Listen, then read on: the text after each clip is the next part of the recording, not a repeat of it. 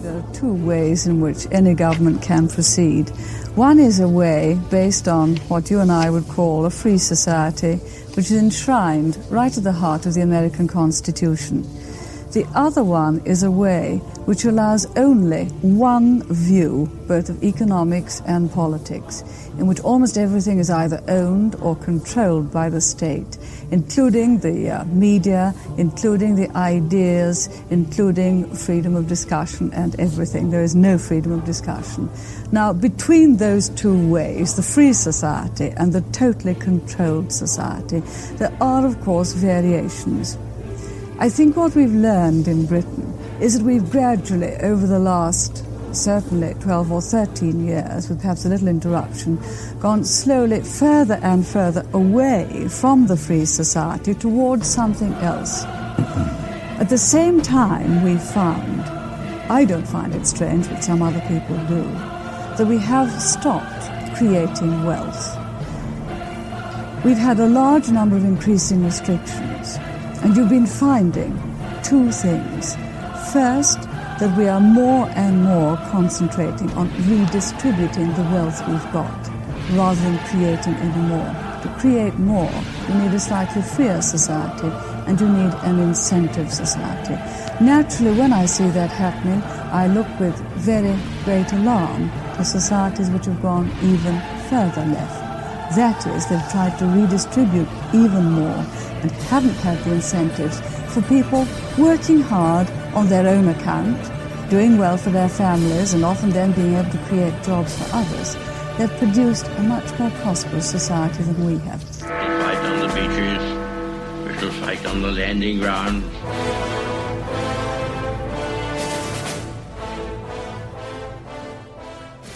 Thank you for joining us. You are listening to A Radio, and this is The Morning Moment. We're on weekdays, 11:45 Eastern. Follow us on Spreaker.com and click on the like button. This piece is yet another example, and I'll just give you the title. Mother investigated for hate crimes for calling transgender he on Twitter. That's the title. What the heck is going on? This is yet another Nazi-style police monitoring of the internet in the UK. I'm going to keep hammering away at this because this never stops. The police in the UK are desperately under-budgeted. They don't have the resources to do their job, yet millions of dollars, pounds, whatever currency you want to use, I don't care, are being spent on this garbage to satisfy an ethnic minority that have taken control of a country so utterly and completely, almost like AOC in the United States. Britain is almost paralysed by this, as is Canada. As I say, it never stops. Now, as I've said before, we have our illustrious leader in Canada, 57 Genders, who has forced a similar law through Parliament. Now, I'm going to keep hammering away at this. I'm not going to stop on this. That law is unconstitutional. Why? Why is it unconstitutional? Because it's against our charter. That's why. Our charter is our constitution. We have a constitution which goes back to the 1800s, which was amended and added to by the Charter of Rights and Freedoms. But this law that they've passed in Parliament is unconstitutional because it interferes with our charter. Now, they have similar laws in Britain, actually far more draconian laws than even we have. But I honestly believe that Canadian politicians themselves don't understand our law. The very law their predecessors wrote. Our law works in the very same way as the US Constitution. For some unknown reason, and I just don't get this, the politicians in a Canadian Parliament think that they can pass laws in any way they want. But they can't.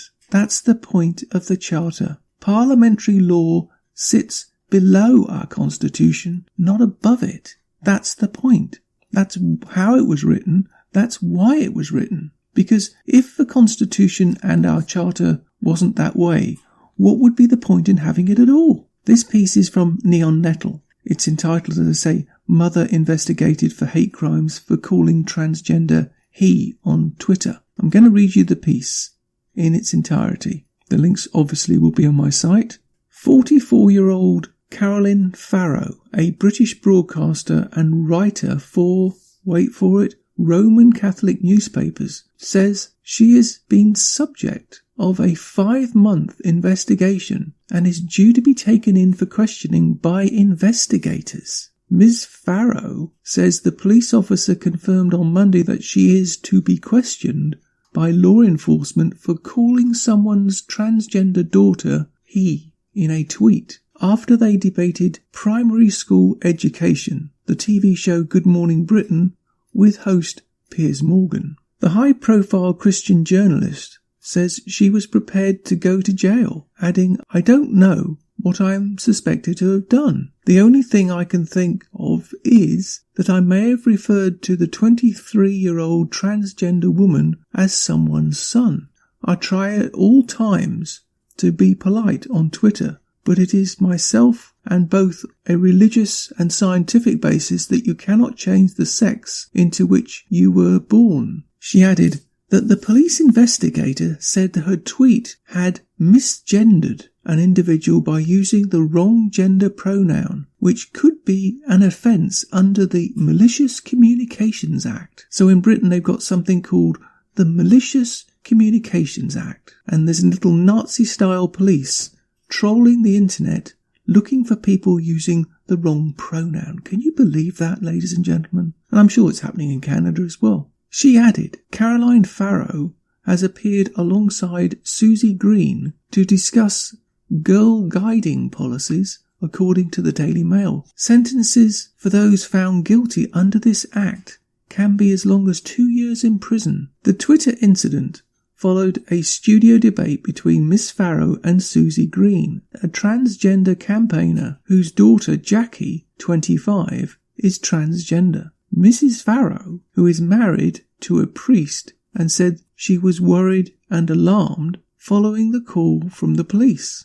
She wrote on her Twitter on Tuesday, "I don't even remember said tweets. I probably said he or son or something. I have done nothing wrong, nothing illegal, and will happily do jail time for my right to say that people cannot change sex." The tweet case was pursued by Surrey Police, whose former Chief Constable Lynn Owens said in 2015 that as a result of £25 million in cuts and the loss of 250 officers, minor crimes would be ignored in favour of investigations of offences against vulnerable people. The force confirmed yesterday that it received an allegation over tweets by Miss Farrow on October 15. The spokesman said, "A thorough investigation is being carried out to establish whether any criminal offences have taken place. A 44-year-old woman has been asked to attend a voluntary interview in relation to the allegation as part of an ongoing investigation. We have been made aware that a number of allegations have since been made on Twitter and will be making contact with the person concerned in relation to these posts. In 2012, Jackie Green made history when she became the first transgender Miss England finalist. Jackie, who was born Jack and spent her childhood trying to persuade her parents that she had been born into the wrong body, said, "I knew from the start that I was a girl. It was just actually having the vocabulary to make people understand. I would have had the surgery at 5 years old if I could. After the surgery, it felt like starting life for the first time. Loads of kids go through stages. Some people go down the transgender route and then change their minds, mostly because they don't have the support of their family. At primary school, I dressed as a boy for the majority of the time. The kids understood and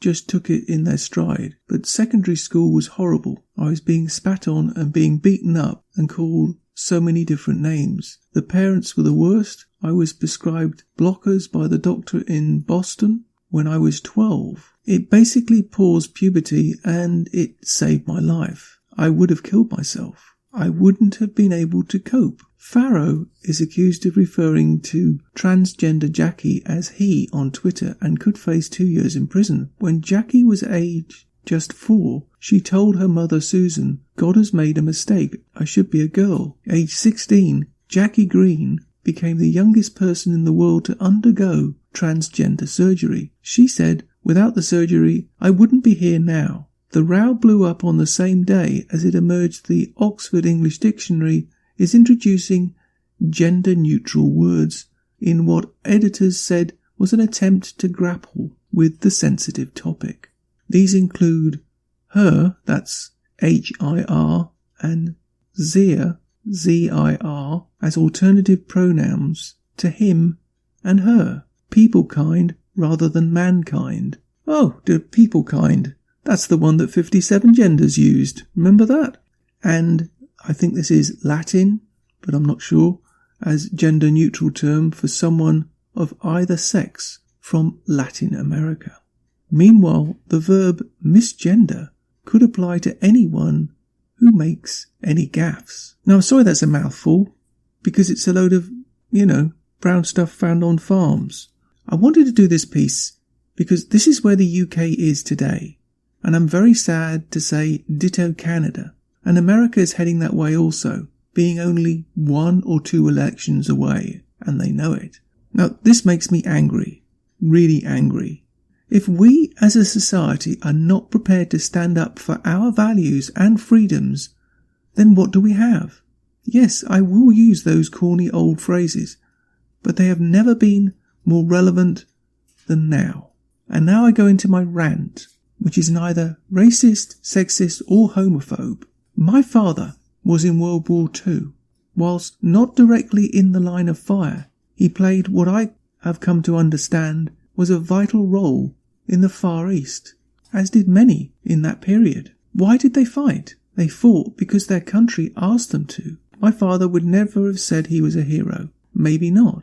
But I know one thing. He was a very small cog. But putting all those cogs together, all those small parts together, he and many others made the difference between victory and defeat. To me, and many others around the world, their family members were and are heroes. My grandfather flew one of the very first fighter planes over the trenches in World War I. I knew very little about this when I was growing up, because people at the time never talked about it. He was injured, fighting the Germans in the air. He was a hero also. The point I'm trying to make is this, and this is why I'm so angry, and many others are also. My family members fought, as did so many other family members, for this, not to muzzle free thinking, thought and speech.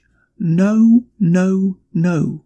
Exactly the opposite. They were certainly not in World War II fighting for that.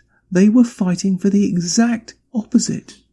Never in a million years would they have believed that their country would turn so viciously on its own citizens to pass laws such as this that they have done in Britain, Canada, Europe and around the world. They fought the Germans and the Japanese to stop oppression, subjugation and extermination. They fought for freedom, not against it. I hate some people saying certain things about certain groups, but, and this is the big but, these groups and individuals who now demand our laws be changed, didn't they come here to get away from oppression and oppressed lands? We cannot allow any government to usurp the freedoms that our fathers and grandfathers fought for.